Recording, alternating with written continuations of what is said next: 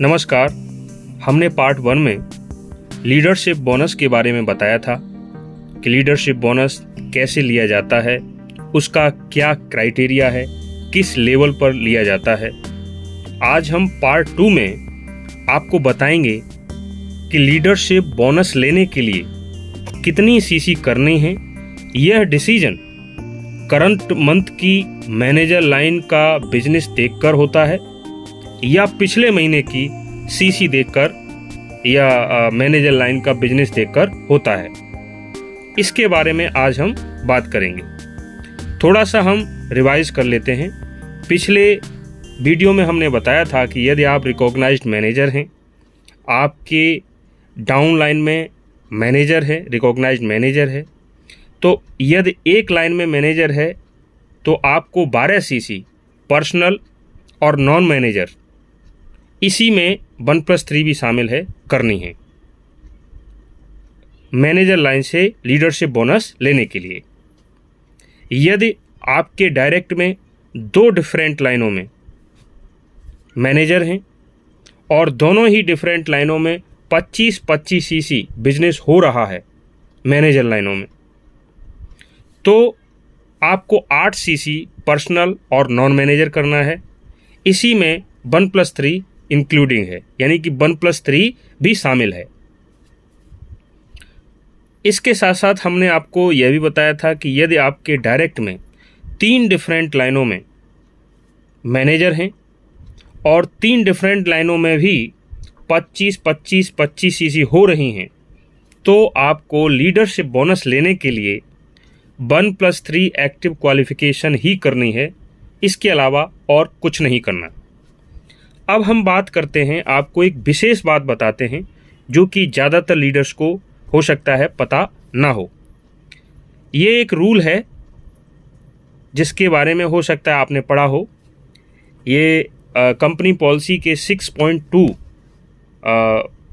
Point में section B का rule है। ये the personal and non manager requirement is reduced to 8 CC if the manager had 2 downline recognized manager each in separate downlines who each had 25 total case credit during the previous month।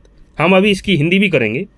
It is further reduced to 4 cc active case credits if he had 3 downline recognized managers each in separate downlines who each had 25 total case credits during the previous month।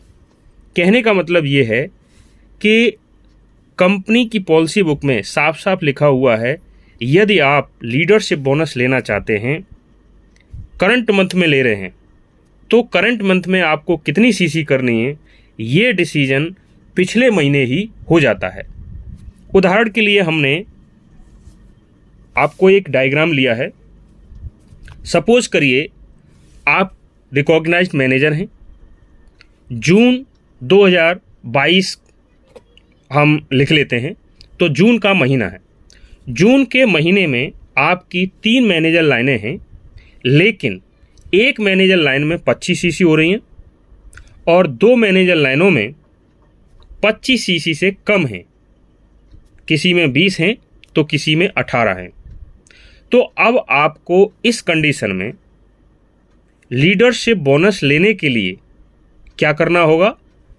Personal और non manager 12 CC करनी होंगी।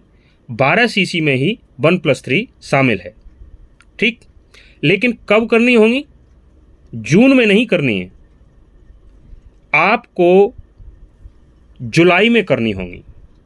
स्थिति जून में बनी कि 3 लाइनों में सिर्फ एक लाइन में 25 सीसी हो रही हैं, 2 लाइनों में 25 सीसी से कम है, 25-25 सीसी से कम है। स्थिति कब बनी? जून में। लेकिन जब जुलाई का महीना आएगा तो आपको 12 सीसी करनी होंगी लीडरशिप बोनस लेने के लिए। लेकिन जुलाई में आपके 3 लाइनों में से 2 लाइनों में 25-25 सीसी हो रही हैं और एक लाइन में 25 सीसी नहीं हो रही हैं, कम है। तो रूल के अनुसार क्या हुआ कि आपको 12 की जगह 8 सीसी करनी है। लेकिन ये 8 सीसी जुलाई में नहीं करनी है।